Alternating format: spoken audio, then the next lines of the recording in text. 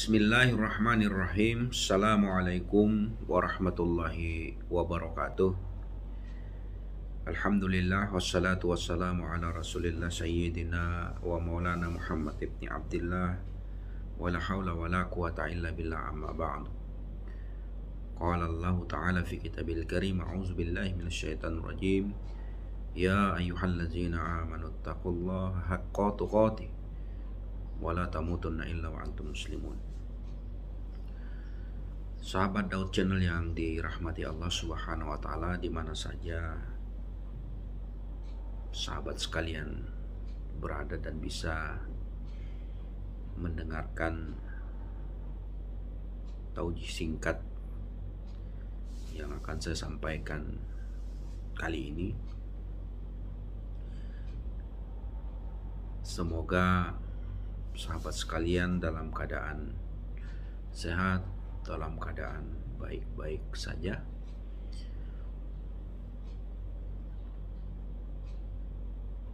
Allah Ta'ala dalam Al-Quran mengabarkan bahwa ada dua sifat dasar manusia. A'udzubillahi minasyaitonirrajim. Idza massahus syarru jazu'an wa iza massahul khairu manu'an. Apabila ia ditimpa kesusahan, ia berkeluh kesah, dan apabila mendapat kebaikan atau harta, dia jadi kikir. Surat Al-Ma'arij ayat 20-21. Keduanya adalah sifat dasar fitrahnya manusia, maka ia butuh perlindungan. Jika ia tidak memiliki sifat ini, maka ia akan mengaku dirinya sebagai Tuhan karena tidak memiliki kekurangan.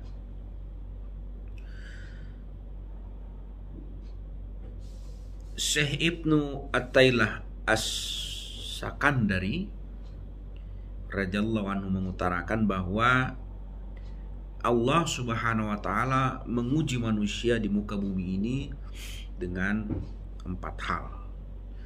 Yang pertama, manusia diuji dengan ujian nikmat. Ketika manusia diberikan ujian kenikmatan, maka cara terbaik yang dilakukannya adalah dengan cara bersyukur pada Allah Subhanahu wa taala. Nikmat-nikmat apa saja yang menjadi ujian Allah kepada manusia? Banyak. Nikmat Allah itu tidak terhingga. Begitu banyak diberikan oleh Allah kepada kita. Kenikmatan sehat, diberikan hidup yang mapan, dan bahkan nikmat kita bisa melakukan apa saja, itu adalah bagian nikmat-nikmat yang diberikan oleh Allah Subhanahu wa taala. Nah, ketika Allah memberikan nikmat ini kepada seluruh manusia, bagi orang-orang yang beriman, itu adalah merupakan ujian. Apakah dengan nikmat itu lalu kemudian manusia itu tidak lupa terhadap siapa yang memberikan nikmat kepadanya? Maka yang mesti dilakukannya adalah bersyukur atas nikmat yang sudah diberikan oleh Allah kepada dirinya. Lalu kemudian Allah menguji manusia itu dengan ketaatan. Ketika manusia diberikan ujian ketaatan, maka cara terbaik yang dilakukannya adalah keikhlasan. Ikhlas hanya kepada Allah Subhanahu wa taala, bukan kepada lain. Sehingga disinilah kita mesti saling mengingatkan satu dengan yang lain, agar di dalam kita melakukan amal-amal ibadah kita kepada Allah Subhanahu wa taala itu tidak kepada selain Allah. Salatnya kita, infak sedekahnya kita, apapun kebaikan-kebaikan, amal-amal ibadah yang kita lakukan, fokus hanya tertuju kepada lillahi ta'ala. Di sini Allah akan menguji kita. Kita taat kepada Allah, tapi ketaatan kita kepada Allah itu jangan sampai melenceng atau tertuju kepada selain Allah Subhanahu wa taala. Ibadah sholat kita, mengikuti majelis taklim, mengikuti kebaikan-kebaikan, melaksanakan amal ibadah apapun, maka tetap fokus niat kita luruskan hanya kepada Allah Subhanahu wa taala, bukan karena minta pujian, bukan karena ingin disebut ini dan itu dan sebagainya. Tapi mari kita luruskan hanya mengharap ridha Allah Subhanahu wa taala. Lalu kemudian Allah uji manusia itu dengan musibah. Musibah yang dialami manusia, orang-orang yang beriman itu adalah ujian.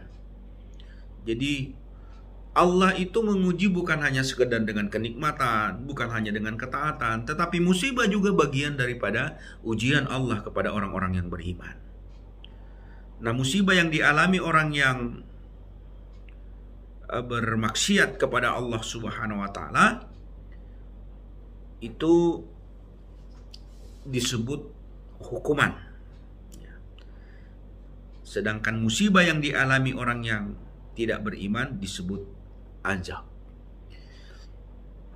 Nah, sahabat Daud Channel yang dimuliakan Allah Subhanahu wa taala, ketika Allah menguji kita dengan musibah, ada gempa, banjir di mana-mana, gunung meletus, ditinggal orang terkasih, wabah penyakit, atau diberikan penyakit apapun, maka yakinilah semuanya itu datang dari Allah Subhanahu wa taala. Nah, Allah ingin menguji sejauh mana kesabaran kita kepada ujian yang diberikan olehnya kepada kita. Nah, sehingga musibah apapun yang diberikan oleh Allah kepada kita, yakinilah ketika kita merasa beriman kepada Allah Subhanahu wa taala, semakin kuat dan yakin percaya kepada Allah Subhanahu wa taala, itu adalah bagian daripada ujian yang diberikan oleh Allah kepada kita. Maka cara terbaik untuk kita menghadapi ujian berupa musibah, malapetaka, maka yang harus kita lakukan adalah bersabar kepada Allah Subhanahu wa taala. Nah, kondisi ini merupakan momentum yang sangat baik untuk kita semakin mendekatkan diri kepada Allah Subhanahu wa taala. Sahabat Daud Channel yang dimuliakan Allah Subhanahu wa taala, lalu kemudian Allah menguji manusia itu dengan ujian maksiat. Ketika manusia diberikan ujian maksiat, maka cara terbaik yang dilakukannya adalah dengan bertobat kepada Allah Subhanahu wa taala. Kata Allah dalam Al-Qur'an, "A'udzubillahi minasyaitonirrajim. Wasta'inu bis-sabri was-shalah wa innaha lakabiratun illa 'alal khashi'in."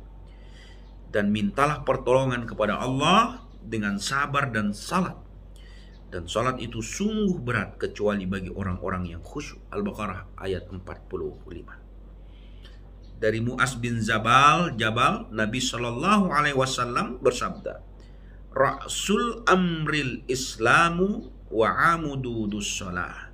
Inti pokok segala perkara adalah Islam dan tiangnya atau penopangnya adalah salat. Hadis riwayat Tirmizi nomor 2616 dan Ibnu Majah nomor 3973. Bahkan Umar bin Khattab radhiyallahu anhu pernah mengatakan, salat seorang di rumahnya adalah cahaya, maka hiasilah rumah kalian dengannya. Sahabat Daud Channel yang dimuliakan Allah Subhanahu wa taala, jadi esensi sholat adalah sabar, syukur, ikhlas, dan tobat. Maka perbanyaklah sholat sunnah, khususnya kita yang merasakan keimanan kepada Allah Subhanahu wa taala, untuk kita terus mendekatkan diri dengan sholat diperbanyak, zikir diperbanyak, dan selalu mengingat Allah Subhanahu wa taala.